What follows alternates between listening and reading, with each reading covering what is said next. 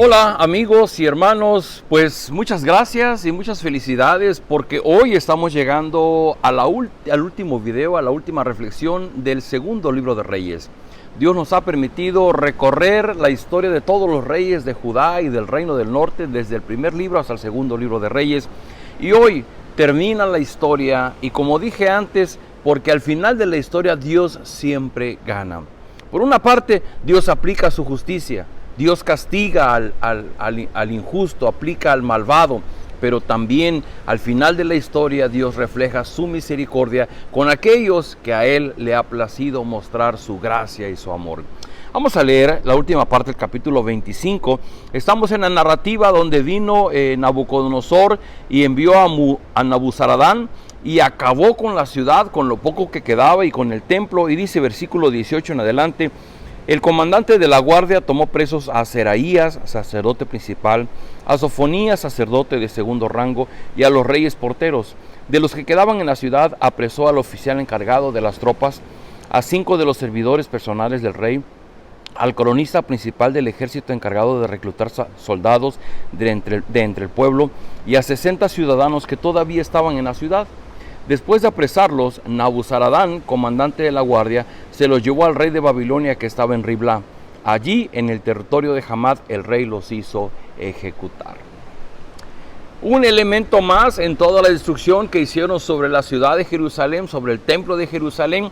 Ahora se fueron con los sacerdotes y tomó a los sacerdotes, los llevó ante Nabucodonosor, y dice que allí los hizo ejecutar. Y es que habíamos dicho ayer que la ira y el castigo de Dios nos elimina. El castigo de Dios, la ira de Dios, no nos deja cojos, no nos deja mancos, acaba con nuestra vida. Y esto que está pasando es la justicia, la ira de Dios que cae sobre el pueblo de Judá.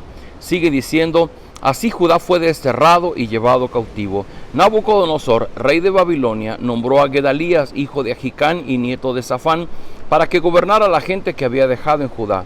Cuando los oficiales del ejército de Judá y sus tropas se enteraron de que el rey de Babilonia había nombrado a gobernador a Gedalías, fueron a ver a este en Mizpá. Los oficiales eran Ismael, hijo de Netaías, Jonaanán, hijo de Carea, Seraías, hijo de Tanhumet, oriundo de Notafá, y Hazanías, hijo de un hombre de Macá. Gedalías les hizo este juramento a ellos y a sus tropas: no teman a los oficiales babilonios, ustedes se quedan en el país y sirven al rey de Babilonia, les aseguro que les irá bien. Por supuesto que Nabucodonosor conquista Jerusalén y se lleva cautivos a mucho de la nobleza y a mucho de la gente del pueblo, pero va a dejar, dice en un pasaje anterior, a los pobres para que cuiden de los viñedos, para que cuiden de los animales que habían quedado, para que cuiden la tierra, y sobre ellos va a poner como gobernador a Gedalías. Y aquí se está diciendo que hubieron algunos oficiales del ejército que pues por supuesto no les gustó el que el Nabucodonosor haya nombrado a Gedalías, y fueron a verlo. Y Gedalías simplemente les da un mensaje de parte del rey de Babilonia y les dice: no teman, si ustedes se quedan en el país y sirven al rey, les aseguro que les irá bien. Dice: pero los 7 meses Ismael, que era del estirpe real, y 10 hombres que lo acompañaban, fueron y asesinaron a Gedalías. También mataron a los hombres de Judá y a los babilonios que formaban parte de su séquito en Mizpá. Acto seguido, todos huyeron a Egipto, grandes y pequeños, junto con los oficiales, pues temían a los babilonios. ¿Qué tenemos aquí? Bueno, que siempre hay personas que están viendo la tempestad y no se hincan. Están viendo que Dios está aplicando su justicia y su ira sobre su pueblo, y que está usando a Nabucodonosor. No se trata de Nabucodonosor, se trata de que Dios está usando al rey de Babilonia para venir a aplicarle un castigo a Judá. Y dentro de ese castigo está dando la oportunidad que se queden algunos, que cuiden la tierra, que cuiden los viñedos, que cuiden los animales que habían quedado. Pero estas personas que ellos creían que ellos sí eran descendientes del trono, dicen: ¿cómo es posible que el rey de Babilonia nombre a Gedalías, que no es ni siquiera de linaje? Y lo que hacen es que traman su ejecución y lo matan. Y después de eso pues tienen que salir huyendo porque se van a echar al rey de Babilonia encima. En esta pequeña parte lo que vemos es la justicia, la ira de Dios aplicada sobre su pueblo, pero siempre hay alguien que no está conforme, que aun cuando está caído, sigue tirando golpes, aun cuando ha sido vencido, no está de acuerdo, está reclamando, está inconforme y se está manifestando en contra de lo que Dios ha determinado. Qué importante es ser sensibles, qué importante es ser honestos, humildes ante Dios, reconociendo su autoridad, y que cuando viene el dolor, cuando viene la tristeza, por motivo de nuestras malas decisiones, como viene como algo que es producto de nuestra propia maldad, que podamos doblegarnos, que podamos disponernos delante de Dios a escuchar su voz, qué es lo que Él tiene para mí, y en medio de mi crisis, en medio de mi situación dolorosa, yo poder disponerme a escuchar la voz de Dios para poder obedecerlo. El capítulo y el libro termina con la historia de Joaquín. Joaquín había sido el rey antes de Sedequías.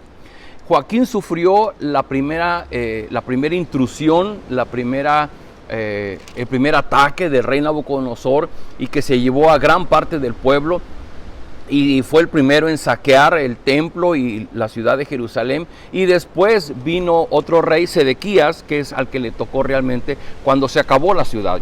Pero Joaquín había sido llevado a Babilonia y había sido puesto preso.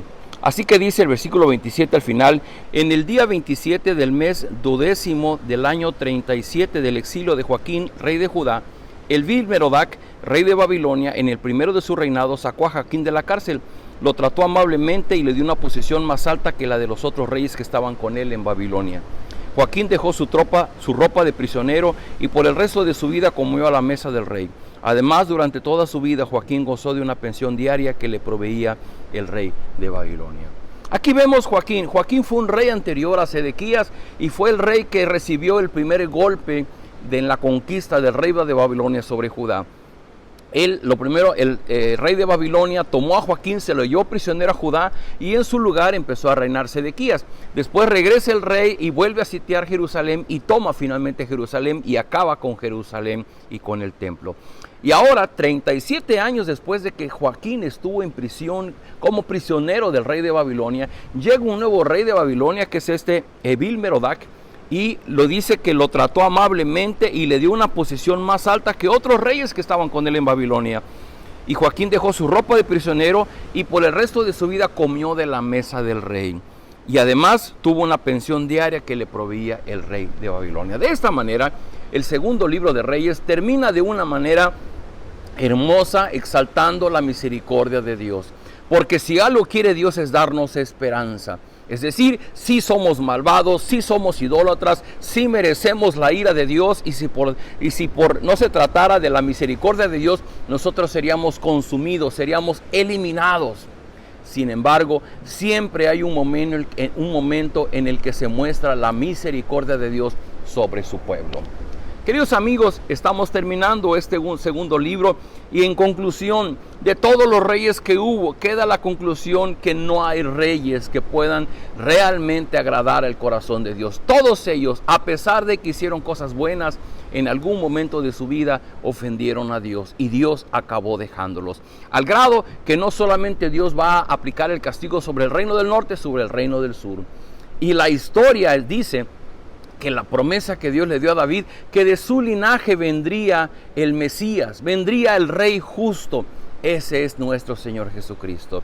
Y toda esta historia que hemos leído debe servirnos para que nos quede claro que delante de Dios ninguno de nosotros somos buenas personas, ninguno de nosotros merecemos la gracia, merecemos la bendición de Dios, que ninguno de nosotros hemos cumplido al pie de la letra la ley de Dios, hemos hecho todo para agradar a Dios. Siempre de alguna manera acabamos ofendiendo a Dios con nuestra idolatría, con nuestro paganismo, con todo lo que hacemos que puede alejarnos, que puede interrumpir nuestra relación con Dios. Y nuestra única esperanza está al inicio del Nuevo Testamento, cuando viene el Señor Jesucristo, Dios mismo hecho hombre, para constituirse en nuestro Salvador. Queridos amigos, hoy día necesitamos un Salvador, necesitamos a Jesucristo, necesitamos a Dios hecho hombre. Se hizo hombre para compadecerse de nosotros, para sufrir lo que nosotros sufrimos como personas, pero también es Dios hecho hombre para mostrarnos al Padre.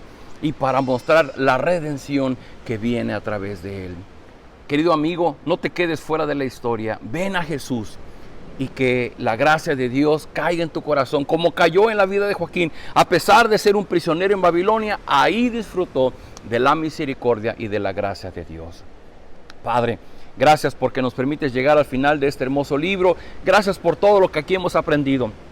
Derrama de tu gracia en nuestra vida y que esta enseñanza no se olvide, sino que quede en nuestra mente, que podamos recordar todas sus verdades que hemos aprendido. Derrama de tu gracia y que podamos hoy día experimentar tu misericordia a través de nuestro Señor Jesucristo. Nosotros somos malvados, pero Él fue perfecto, Él fue obediente. Y Él sufrió, el justo por los injustos, para lograr tu perdón hacia nosotros. Danos de tu gracia y permítenos comprender cómo tu misericordia, de igual manera como tú alimentabas y sostenías a Joaquín, aún siendo prisionero, como tu gracia y tu misericordia hoy día nos sustenta en el día a día.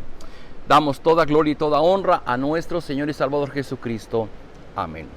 Queridos amigos, mañana empezamos un nuevo libro. No se despegue usted, nos vemos el día de mañana.